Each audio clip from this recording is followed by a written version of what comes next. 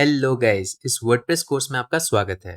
और इस वीडियो में हम कस्टम वर्डप्रेस की इंस्टॉलेशन इश्यूज जो आते हैं वो डिस्कस करेंगे। मोस्टली मैं आपके साथ जो भी इश्यूज हैं लोकल सर्वर पे आते हैं उन्हीं के साथ डिस्कशन करूंगा एंड उन्हीं के रेलेवेंस में अगर आपको कोई प्रॉब्लम आती है आप रिलेट कर सकते हैं लाइव सर्वर पे भी, बिकॉज लाइव सर्वर पे बहुत रेयर इश्यूज आते हैं। बहुत बहुत स्ट्रेट फॉरवर्ड प्रोसेस रहता है लाइव सर्वर पे। तो मैं आपके साथ जो लोकल सर्वर पे प्रॉब्लम्स हैं उनके बारे में डिस्कस करूंगा। इसलिए तो एक ही बेसिक टॉपिक रहेगा इसमें, जहाँ पर सर्वर इश्यूज के बारे में या इंस्टॉलेशन इश्यूज के बारे में वर्डप्रेस के हम बात करेंगे। तो जो कॉमन इश्यूज हैं starting from the first issue कि मोस्ट ऑफ द टाइम कई बार क्या होता है कि जब आप लोकल सर्वर पे वर्क कर रहे होते हैं, आपने ना अपना सर्वर स्टार्ट नहीं किया होता है या अपाचे या एसक्यूएल सर्वर ही स्टार्ट नहीं किया होता है एंड आप वहाँ पर लोकल होस्ट पे कनेक्ट करने की कोशिश कर रहे होते हो।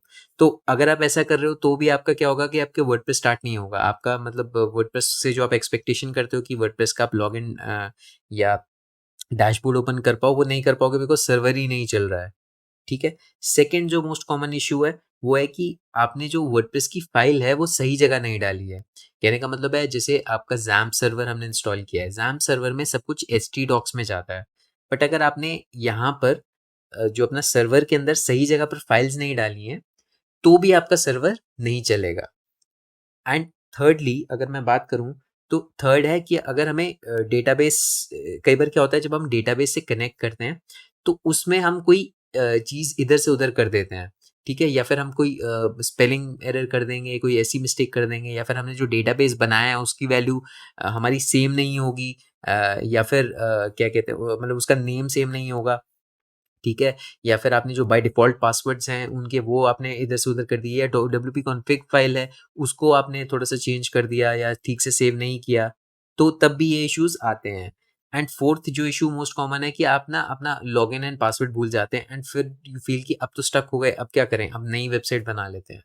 तो ये कुछ 4 कॉमन इश्यूज़ हैं जिनके बारे में मैं डिस्कस करूँगा। ठीक है? तो आई होप सो ये इश्यूज़ आपको समझ आ गए होंगे काफ़ी स्ट्रेट फॉरवर्ड से, एंड ये होता है मोस्टली, बहुत बहुत छोटी-सी चीज़ें हैं, बहुत ही ज़्यादा छोटी चीज़ें हैं, बट ये छोटी चीज़ों की वजह से क्या होता है कि आपका सर्वर नहीं चल पाता है। एंड इन्हीं के रिलेशन में आप इसको लाइव सर्वर के साथ भी आप सोच सकते हैं कि जैसे मोस्टली क्या होता है लाइव सर्वर में कोई प्रॉब्लम नहीं आती है, बिकॉज़ आप डायरेक्टली आपके पास ऑप्शन होता है वर्डप्रेस इंस्टॉल करने का, आपको बस सिंपली वर्डप्रेस इंस्टॉल करनी होती है, वहाँ पे डिटेल्स फिल अप करनी होती है। वहाँ पर जो को मोस्ट कॉमन इश्यू आता है, वो आता है अगर आपका लॉगिन एंड पासवर्ड आप भूल जाते हैं। ठीक है? तो ऐसा कुछ इश्यू जो होता है आप रिलेट कर सकते हैं लोकल सर्वर के साथ भी। ठीक है? तो जो लोकल सर्वर में ये इश्यूज़ हैं वो आप कुछ हद तक सोच सकते हैं लाइव सर्वर के लिए भी, एंड सेम तरह से आप उनका भी जो है प्रॉब्लम सॉल्व कर सकते हैं। ठीक है? तो एक बार चलते हैं एंड ये जो कॉमन इश्यूज़ हैं इनको एक्सप्लोर करते हैं।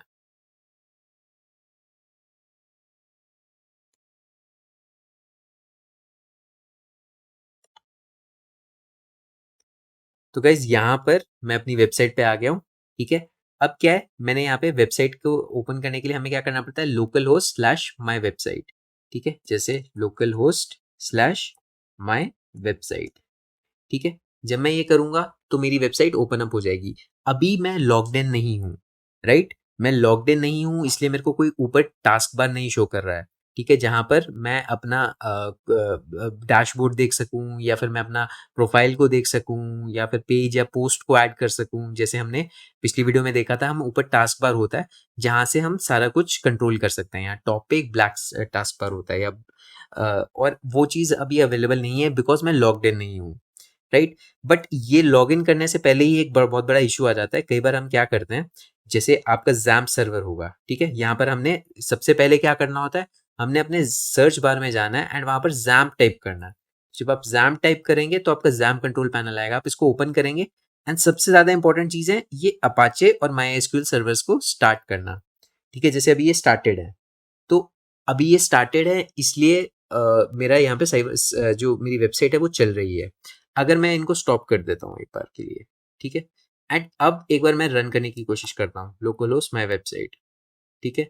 तो अब क्या होगा, ये वेबसाइट जो है बेसिकली लोड नहीं होएगी। ठीक है? जैसे अगर मैं यहाँ पे कर रहा हूँ, आप देख रहे हैं ये बस ये एक्सपेक्ट कर रहा है कि अभी कहीं से इसको मिलेगी, बिकॉज़ ये ब्राउज़र है। ठीक है? तो ये ब्राउज़र सर्च कर रहा है कि लोकल होस्ट पे ये देखिए ये एचटीटीपीएस पे ले गया। ठीक है? तो ऐसा कुछ ये इंटरनेट पे सर्च करने लगा है। ये इसने अपने लोकल होस्ट जो, क्योंकि इसने रियलाइज़ किया कि लोकल सर्वर तो कोई चल ही नहीं रहा है, तो मैं इंटरनेट पे सर्च करता हूँ और इंटरनेट पे ऐसा कुछ इसको मिला नहीं, ठीक है, तो ये अनेबल टू कनेक्ट करने लग गया। तो कहने का मतलब है नॉर्मली हमें सिर्फ लोकल होस्ट स्लैश जो भी आपकी वेबसाइट का नाम, मेरी वेबसाइट का नाम था माई वेबसाइट, इस नाम से मैंने फोल्डर बनाया था, तो वो यहाँ पर नहीं वो सर्च कर पा रहा है बिकॉज मैंने सर्वर ही ऑफ कर दिया है, ठीक है, इसलिए वो इंटरनेट पे जाके सर्च कर रहा है एंड इंटरनेट पे ऐसा कुछ चीज अवेलेबल नहीं है। ये देखिए जब HTTPS लगा रहा है इसका मतलब है ये इंटरनेट पे सर्च कर रहा है। तो सबसे इंपॉर्टेंट है मेरा जो XAMPP सर्वर है उसमें हमेशा अपाचे एंड MySQL सर्वर को ऑन करना है। उसके बाद अब अगर मैं सर्च करूंगा यहाँ पर लोकल होस्ट स्लैश माई वेबसाइट, ठीक है, तो अब जो है मेरी वेबसाइट ओपन अप हो जाएगी। ये देखिए मेरी वेबसाइट ओपन अप हो गई है, ठीक है। तो ये एक बेसिक इशू है जब हम कई बार क्या करते हैं थोड़े टाइम बाद स्टार्ट करते हैं अपनी वेबसाइट, अगर एक दिन आपने वेबसाइट इंस्टॉल कर ली, नेक्स्ट टाइम आप ट्राई कर रहे हैं एंड आप भूल जाते हैं कि आपने सर्वर ही नहीं ऑन किया, तो तब ऐसा इशू आपको फेस हो सकता है, ठीक है। अब अगर एक और इशू के बारे में मैं बात करूं तो क्या होता है कि जो हमारा जैम्प सर्वर है ये हमारा जो भी हमारा ऑपरेटिंग सिस्टम की ड्राइव है, जैसे सी ड्राइव है मेरी, यहाँ पर जो भी मेरी ऑपरेटिंग सिस्टम की ड्राइव है इसमें मेरा जैम्प फोल्डर होगा। मैं जैम्प फोल्डर के अंदर अब अब क्या होता है कि कई बार क्या होता है मेरी जो फाइल है वो मैं यहाँ पर अगर डाल दूंगा, यहाँ पर कहीं पर डाल दूंगा, जैम्प सर्वर के अंदर आके मैंने माई वेबसाइट के फोल्डर जो बनाया और उसमें मैंने वर्डप्रेस की फाइल्स डाल दी अपनी जो मैंने एक्सट्रैक्ट की थी, राइट। आई होप सो आपको प्रोसीजर याद होगा। हम क्या करते हैं, सबसे पहले वर्डप्रेस को डाउनलोड करते हैं, उसको एक्सट्रैक्ट करते हैं, फिर कॉपी करके यहाँ पर पेस्ट करते हैं जैम्प में, राइट। बट जैम्प में कहाँ पेस्ट करते हैं, काफी बार आपको जो कॉमन इशू फेस होएगा कि आपने ना जैम्प में ही कहीं और पेस्ट कर दिया है, जबकि जैम्प में हमेशा htdocs नाम का फोल्डर है, इसके अंदर आपकी फाइल होनी चाहिए। जैसे यहाँ पे मेरी जो माई वेबसाइट है ये आपकी जैम्प में htdocs के अंदर होनी चाहिए। ये भी बहुत कॉमन सा इशू है एंड बहुत सिंपल सा इशू है जो हम भूल जाते हैं कई बार जब हम थोड़े टाइम में करते हैं, एंड इसलिए मैंने आपको ये स्पेसिफिकली बताया कि ये इशू भी आपको हमेशा ये चीज याद रखनी है कि आपने htdocs के अंदर अपनी वेबसाइट डालनी है।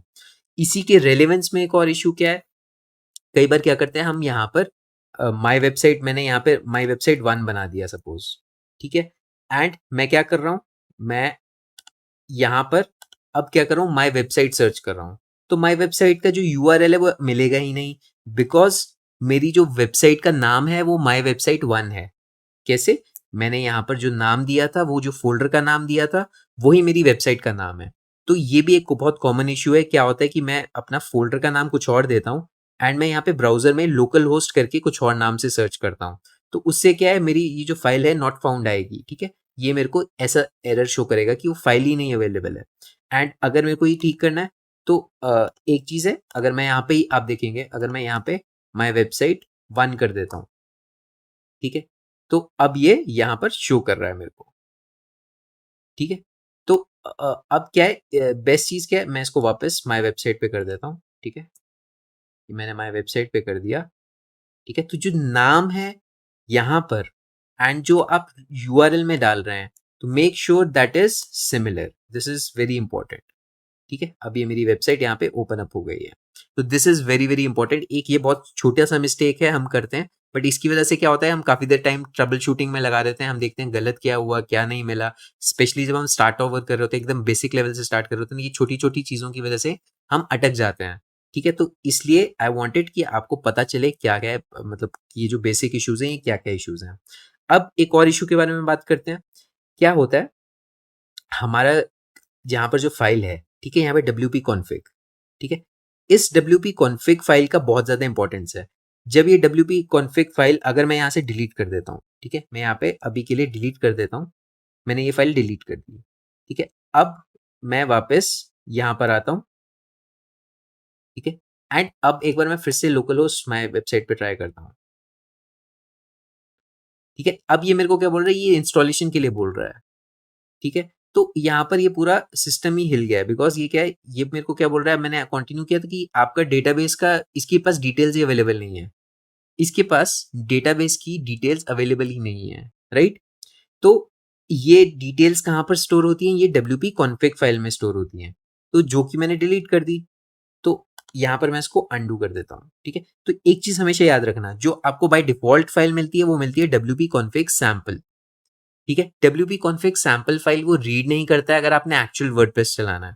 अगर आपको एक्चुअल वर्डप्रेस चलाना है तो आपको wp config फाइल सेव करनी पड़ेगी। तो कहने का मतलब ये है कि जब मैं wp config फाइल को एडिट करके सेव करूंगा, wp config सैंपल को एडिट करके सेव एज करूंगा, तो उसको हमेशा wp config.php में सेव करना है। ये भी बहुत छोटी सी मिस्टेक है, ठीक है, बट ये चीज याद रखने वाली है कि हमेशा wp config.php से सेव करनी है फाइल, ठीक है। अगर यहाँ पे नाम भी अगर इधर से उधर हो जाएगा या फिर अगर मैं यहाँ से नाम भी अगर देखिए, अगर मैं यहाँ पे config a कर दिया है मैंने, ये लीजिए, मैं थोड़ा सा आपको थोड़ा क्लैरिटी हो जाए, मैंने नाम चेंज कर दिया। अब भी मैं अगर ट्राई करूंगा यहाँ पर, तो अब भी आप देखेंगे यहाँ पर मैं माय वेबसाइट पे जाता हूँ, ठीक है। तो जब मैं माय वेबसाइट पे जाऊंगा तो अब भी ये मेरे को सेम इश्यूज दिखाएगा, बिकॉज वो इसके लिए वो फाइल की एग्जिस्टेंस नहीं है एंड इसको डेटाबेस की डिटेल्स नहीं मिल रही हैं, ठीक है। डेटाबेस का name, user name, password, host, ये सब इसको डिटेल्स नहीं मिल रही हैं। वापस यहाँ पर जाते हैं, ठीक है, मैं इस फाइल को चेंज कर देता हूँ, ठीक है। तो वापस इसको कॉन्फ़िगर कर देता हूँ एंड एक बार अब ट्राई करते हैं, ठीक है। यहाँ पर आता हूँ मैं वापस, इसको लेट्स गो, ठीक है। अब ये बता रहा है ऑलरेडी इट एग्जिस्ट, ठीक है। तो मैं यहाँ पर वापस आता हूँ, ठीक है। मैं सिंपली क्या करता हूँ, इस यूआरएल को डिलीट कर देता हूँ। तो अब देखिए ये वापस नॉर्मली चल पड़ा। इसी में एक रेलेवेंस में एक और इशू मैं बताता हूँ क्या होता है। अगर मैं ये wp config फाइल को एडिट करूंगा, ठीक है, अब क्या होता है, यहाँ पर मेरा जो डेटाबेस का नेम है, ठीक है, वो डेटाबेस का नेम मेरा सेम होना चाहिए। अगर मैं वापस यहाँ पर आऊं, ठीक है, अच्छा, तो मेरा जो डेटाबेस कहाँ स्टोर होता है, वहां पे लोकल होस्ट स्लैश php माई एडमिन में, ठीक है। लोकल, मैं फिर से टाइप कर देता हूँ, लोकल होस्ट स्लैश php माई एडमिन के अंदर, ठीक है। ये डबल एल आ गया है इसलिए थोड़ा सा इशू हो गया है। मैं यहाँ पे इसको कट करता हूँ, कॉपी पेस्ट, ठीक है। तो ये लोकल होस्ट स्लैश php माई एडमिन में मेरा डेटाबेस स्टोर होता है। यहीं पर आके हमने जब वर्डप्रेस को इंस्टॉलेशन किया था तो यहाँ पे न्यू के नाम से एक नया डेटाबेस क्रिएट किया था। तो ये डेटाबेस के अंदर ही ये अपनी जितने भी टेबल्स है, ये सब कुछ यहाँ पर जो वर्डप्रेस का इंस्टॉलेशन होता है उसमें जो डेटाबेस का बनता है वो सारा कुछ यहाँ पर डालता है। मैंने माई वेबसाइट के नाम से बनाया था। अब यहाँ पर इट्स वेरी इंपॉर्टेंट, जो मैं नाम यहाँ दे रहा हूँ वही नाम मेरा यहाँ पर होना चाहिए। अगर मैं अब यहाँ पर भी नाम चेंज कर दूं, ठीक है, इसको सेव कर दूं एंड अब मैं ट्राई करूं एक्सेस करने का, तो फिर से वही इशू आएगा कि error establishing database connection, because उसको वो डेटाबेस जो मैंने बनाया है कॉन्फ़िग फाइल में, मैं बता रहा हूँ ये वाला डेटाबेस है, वो डेटाबेस उसके लिए एग्जिस्टेंस ही नहीं है। यहाँ पर मैं वेबसाइट ई ए कर रहा हूँ, ठीक है, आप देख रहे हैं माय वेबसाइट था, बट मैंने यहाँ पे ऐड ए भी कर दिया, तो मतलब ये नॉर्मल नहीं है। नॉर्मली क्या नाम है, यहाँ पर आप देखेंगे माय वेबसाइट, ये है डेटाबेस का नाम। इसलिए वो क्या कर रहा है, एरर एस्टैब्लिशिंग डेटाबेस कनेक्शन। तो डेटाबेस कनेक्शन का जब भी एरर आए, इसका मतलब है कि आपने आइदर wp config फाइल में कोई इशू क्रिएट किया है, कोई नाम के बीच में थोड़ा सा इधर से उधर हो गया है, या फिर आपने जो डेटाबेस क्रिएट किया उसका नाम कुछ और है, wp config में कुछ और है, ठीक है, तब हमारा डेटाबेस कनेक्शन नहीं बनता है। मैं इसको रीसेट कर देता हूँ, ठीक है, इसको सेव कर देता हूँ एंड अब अगर मैं ट्राई करूंगा तो अब ये वापस मेरी वेबसाइट ओपन अप हो जाएगी, ठीक है। ऐसे ही अगर अब क्या होता है, डेटाबेस, ये चीज भी याद रखने वाली होती है, ये भी एक इशू है। क्या होता है, हमारा जो बाय डिफॉल्ट अगर जैम्प सर्वर यूज कर रहे हो, जैम्प सर्वर के अंदर आपका जो बाय डिफॉल्ट यूजर नेम होता है वो आपका होता है रूट एंड जो पासवर्ड होता है वो ब्लैंक होता है। तो कई बार क्या होता है, हम यहाँ पे पासवर्ड कई बार क्योंकि और आप देखेंगे जैसे अगर वैम्प सर्वर, जैसे मैंने आपको और सर्वर्स भी बताए थे, उनके पासवर्ड्स एग्जिस्ट करते हैं, किसी का पास है, किसी का पासवर्ड है, किसी का रूट ही है, ठीक है। तो कई बार हम यहाँ पर पासवर्ड और ये जो यूजर नेम है, अगर मैं ये चेंज कर दूं मैं, ठीक है, इसको सेव करता हूं। अब क्या है, अब भी एक बार ट्राई करके देखते हैं क्या होता है। अब देखेंगे ये फिर से एरर कर रहा है, बिकॉज यहाँ पर जो जो एक्चुअल यूजर नेम और पासवर्ड है वो अलग है। अब मैं पासवर्ड वापस वही कर देता हूँ, ब्लैंक होता है, मैंने आपको बताया था जैम्प के लिए। अब मैं इसको ऐसे ही कर देता हूँ, मेरा सिर्फ जो यूजर नेम है वो देखेंगे, यूजर नेम मेरा गलत है बट मेरा पासवर्ड सही है, राइट। मैं अभी भी रिफ्रेश करता हूँ तो अभी भी डेटाबेस कनेक्शन है, बिकॉज यूजर नेम भी सेम होना चाहिए। तो यहाँ पर मैं इसको भी डिलीट कर देता हूँ, ठीक है, एंड इसको सेव कर देता हूँ एंड अब मैं जब इसको रिफ्रेश करूंगा तो मेरी वेबसाइट वापस ओपन अप हो जाएगी, ठीक है। तो ये कुछ बेसिक इश्यूज हैं जो बहुत ज़्यादा मतलब सिंपल से हैं, बट क्या होता है कि वही मैंने आपको जैसे बताया, आप जब स्टार्ट कर रहे होते हैं तो ये इश्यूज भी बहुत बड़े रखते हैं, एंड इट इज़ लाइक जब आप कर रहे हैं उस टाइम पे आपको इशू फेस होएगा एंड आप उसी में की ट्रबल शूटिंग में लग जाएंगे। ठीक है, तो ये कुछ इश्यूज जो हैं मैं चाहता था कि आपको कभी प्रॉब्लम ना आए, इसलिए इसके लिए मैंने स्पेशली एक और वीडियो बनाया है इस चीज़ के लिए कि आपको ये चीज़ समझ आ जाए। अब एक और इश्यू है जो हम डिस्कस करेंगे। तो कई बार क्या होता है, हम ना भूल जाते हैं कि हमारा लॉगिन पासवर्ड जब हम बना रहे थे ना, तो वो कर तो देते हैं, बट हम ना पासवर्ड्स और लॉगिन जो वर्डप्रेस का है, वर्डप्रेस का जो लॉगिन और पासवर्ड है उसको सेव नहीं करते हैं। ठीक है, तो सबसे पहले अगर आपको लॉगिन करना है, आपको क्या करना है, wp admin। ठीक है, जो भी आपका local host my website slash wp admin। ठीक है, एक बार हम और एक और यूआरएल देखते हैं, local host my website slash WP login. एक बार ये भी ट्राई करके देख लेते हैं क्या ये यूआरएल वर्क करता है। नहीं, ये यूआरएल वर्क नहीं करता। ठीक है, जैसे ये यूआरएल यूज टू वर्क, जब WP लॉगिन होता था वो यूआरएल यूज टू वर्क। ठीक है, तो अभी अगर ये नहीं वर्क कर रहा है तो गो फॉर WP एडमिन। ठीक है, आप देखेंगे ये भी WP लॉगिन डॉट PHP है। तो आप क्या चीज कर सकते हैं यहाँ पर, ये जो यूआरएल है, एक सेकेंड मैं इसको बैक कर देता हूँ, ये जो यूआरएल है इसको कॉपी करते हैं। अब अगर ये वाला यूआरएल ट्राई करके देखते हैं। ठीक है, तो ये यूआरएल वर्क कर रहा है, तो कहने का मतलब है अगर मैं डॉट PHP नहीं लगाऊंगा तो ये वाला नॉट फाउंड पेज आएगा। ठीक है, अगर मैं यहाँ पे डॉट PHP लगा दूंगा तो यहाँ पे ये लॉगिन पेज आ जाएगा। तो अगर आप WP लॉगिन से एक्सेस कर रहे हैं, ठीक है, तो WP लॉगिन डॉट PHP से एक्सेस करिए। अगर आप WP एडमिन से एक्सेस कर रहे हैं तो डायरेक्टली हो जाएगा। जैसे अगर मैं यहाँ पर WP डैश एडमिन करूंगा, ठीक है, तो भी ये मेरा लॉगिन पेज ओपन अप हो जाएगा। तो आई होप सो ये पार्ट समझ आ गया होगा। हाँ, तो मैं ये बता रहा था, अब यहाँ पर मेरे को पासवर्ड याद नहीं है। ठीक है, सपोज यही है password, I am not sure ये पासवर्ड या नहीं है। ठीक है, मैं लॉग इन कर रहा हूँ तो ये मेरे को बोल रहा है आपका ये कोई है ही नहीं, यूजर नेम एडमिन रजिस्टर्ड ही नहीं है। तो अब मेरे को यूजर नेम भी नहीं पता, मुझे पासवर्ड भी नहीं पता। ठीक है, तो अब यहाँ पे lost your password won't work, because यहाँ पर आप लोकल सर्वर पे कर रहे हैं, तो वो लोकल सर्वर कभी भी ईमेल नहीं भेजेगा। अगर आपको ईमेल्स को सेंड करना है तो आपके लिए आपको हमेशा लाइव सर्वर चाहिए होगा। एंड इसीलिए मैं आपको बोल रहा था कि एक बहुत इंपॉर्टेंट चीज़ ये ज़रूरी है, अगर आप एक्चुअल फील लेके करना चाहते हैं, एक्चुअल देखना चाहते हैं कि वर्डप्रेस की क्या फंक्शनिंग है, तो always work on a live server. तभी आपको एग्जैक्ट समझ आएगा कि लाइव सर्वर की इंपॉर्टेंस क्या है, लाइव सर्वर से आप क्या क्या कर सकते हैं। Live server is very important अगर आप इस साइड पे कुछ करना चाहते हैं। ठीक है, तो इसलिए आई सजेस्टेड यू, जो प्लान है मैंने आपको बताए एंड हमने सारे डिस्कस किए प्लान। ठीक है, okay, changing the topic, coming back to originally जो भी हम बात कर रहे थे। तो यहाँ पर ईमेल नहीं सेंड होएगी, तो अब मैं क्या कर सकता हूँ, I can go back to my website. ठीक है, तो I am still locked out, I don't know how to get in. अब मैं क्या करूँ, अब बेस्ट चीज़ है, आप हमेशा लोकल होस्ट PHP माई एडमिन तो ओपन कर ही सकते हैं अपनी वेबसाइट का। जैसे आप देखिए मैं लॉग्ड इन नहीं हूँ, बट मैं लोकल होस्ट PHP माई एडमिन कर सकता हूँ। एंड अगर आपको ये यहाँ पर भी लॉगिन एंड पासवर्ड पूछ रहा है, तो आपको पता है एग्जाम का, अनलेस आपने चेंज किया है, तो आपका यूजर क्या होता है, रूट यूजर है आपका, रूट पासवर्ड क्या है, ब्लैंक।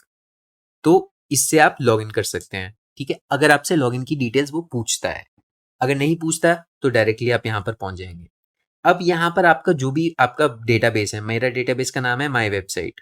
ठीक है, इसके अंदर आप देखेंगे एक WP यूजर्स का टेबल है। मैं इस WP यूजर्स के टेबल को ओपन अप करता हूँ। ठीक है, तो ये जब WP यूजर्स का टेबल ओपन अप हो जाएगा, आप देखेंगे यहाँ पे मेरे पास यूजर नेम है। मेरा जो यूजर नेम है वो है गीट ढिल्लों, तो मेरे को एक चीज तो मिल गई। ठीक है, मैं इसको कॉपी कर सकता हूँ। ठीक है, अब मैं लॉगिन पे आता हूँ एंड मैं यहाँ पे यूजर नेम तो मेरे को पता चल गया मेरा क्या है, बट ये पासवर्ड क्या है, ये तो बहुत ही अजीब सी वैल्यूज हैं, राइट। ये वैल्यूज तो, और अगर मैं इसको कॉपी पेस्ट करके देखूँ तो देखें क्या ये वर्क करती हैं या नहीं करती हैं। मैं एक बार पेस्ट करता हूँ, लॉगिन करके देखता हूँ, तो ये बोल रहा है मेरा पासवर्ड इनकरेक्ट है। ठीक है, मतलब वो कह रहा है कि गी Dhillon is all right, but मेरा जो पासवर्ड है that is not correct for इस यूजर नेम के लिए। बट यहाँ तो ये बोल रहा है मेरा पासवर्ड यही है। तो इसमें क्या प्रॉब्लम है, एग्जैक्टली क्या इशू है ये। तो बेसिकली क्या होता है, ये जो पासवर्ड है ये हैश्ड पासवर्ड है। हैश्ड पासवर्ड का कहने का मतलब है ये MD5 या जो भी कुछ इनक्रिप्टिंग एल्गोरिदम्स होते हैं हमारे पास, ठीक है, बहुत सारे होते हैं, एसएचए में 128, एसएचए में 256, ठीक है, ऐसे करके बहुत सारे एल्गोरिदम्स होते हैं, उसमें एक MD5 करके हैशिंग एल्गोरिदम होता है, ठीक है। तो ये एक हैश वैल्यू है, उसी जो पासवर्ड, अगर सपोज आपने इसका पासवर्ड रखा था ABC, तो वो ABC का इतना बड़ा वैल्यू बन गया, ठीक है, क्योंकि उसने हैश करा, उसको लॉजिक्स के थ्रू कन्वर्ट करके एक बड़ा सा पासवर्ड बना दिया। This is for safe keeping, ठीक है। अब मैं भी अपना पासवर्ड नहीं जान सकता हूँ इसमें, ठीक है, तो इससे क्या है कि आपका पासवर्ड सेफ रहता है, आपने जो सेव किया था पासवर्ड वो आप कभी रिकवर नहीं कर पाओगे इस वजह से।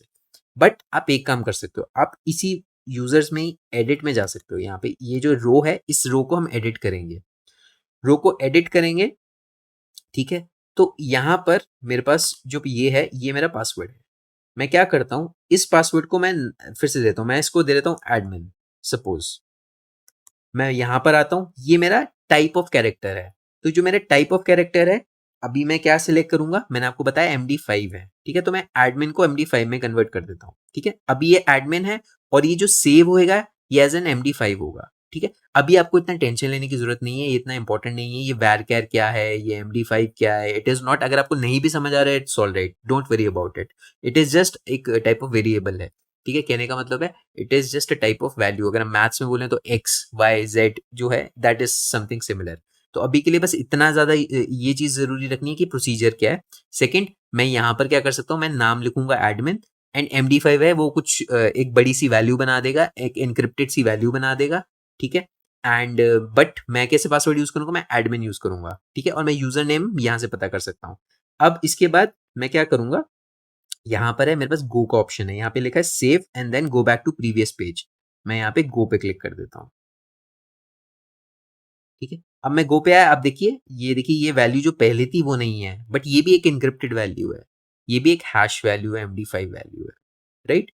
अब मैं वापस लॉगिन पेज पे जाता हूँ एंड यहाँ लॉगिन पेज पे मैं एडमिन टाइप करता हूँ। एक बार अगर नहीं वर्क कर रहा है, जैसे मे बी ये वर्क कर जाए, ठीक है, एक बार क्या करते हैं, इसको एडमिन पे क्लिक करके लॉगिन करके देखते हैं, ठीक है। तो let's see if it works और if it does not work, ठीक है। अगर ये वर्क नहीं करता तो आप एक बार पेज को रिफ्रेश कर सकते थे, ठीक है, बट ये इस केस में वर्क कर गया। बेसिकली इसने क्या किया, इसने पुल अप किया डेटाबेस से जो मैंने नए पासवर्ड सेट किया था, तो इट वर्कड। अब I am logged in and अब मैं अपने डैशबोर्ड में आ चुका हूँ, ठीक है। तो अगर ये नहीं करता तो मैं एक बार पेज को रिफ्रेश करके फिर से वही वैल्यूज डाल देता जो एडमिन का मैंने पासवर्ड सेट किया था और जो मैंने वैल्यू ये गीट ढिलों का जो मेरा यूजर नेम था, ठीक है। तो ये कुछ बेसिक इश्यूज हैं जो बहुत स्ट्रेट फॉरवर्ड सिंपल से हैं, छोटे से हैं, बट ये हम बहुत फेस करते हैं, ठीक है।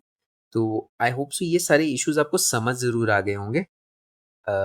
एंड स्टार्टिंग फ्रॉम, अगर मैं इश्यूज के बारे में बात करूं तो स्टार्टिंग फ्रॉम एक सिंपल सा इशू जहां पर आपका वर्डप्रेस का इट इज ऑल अबाउट, आप जब नाम दे रहे होते हैं वो नाम मैचिंग होनी चाहिए चीज़ों की। अगर डेटाबेस में कुछ नाम दिया है वो मैच करना चाहिए आपकी WP कॉन्फ़िग फाइल से।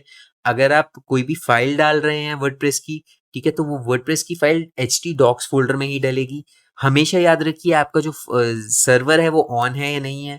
ऑन है तो उसका अपाचे सर्वर भी ऑन होना चाहिए और SQL सर्वर भी ऑन होना चाहिए, ठीक है। अगर WP config file WP config sample को सेव करें तो हमेशा याद रखिए WP config.php से सेव होनी चाहिए। डेटाबेस का जो भी WP कॉन्फ़िग में नाम, पासवर्ड और जो यूजर नेम यूज कर रहे हैं वो मैटर करेगा। अगर जैम्प यूज करें तो हमेशा रूट और ब्लैंक रहेगा आपका पासवर्ड, ठीक है। तो ये हमेशा याद रखिए। एज वेल एज जब आपका पासवर्ड अगर आपको नहीं याद है तो आप हमेशा PHP MyAdmin में जाकर अपना पासवर्ड चेंज कर सकते हैं।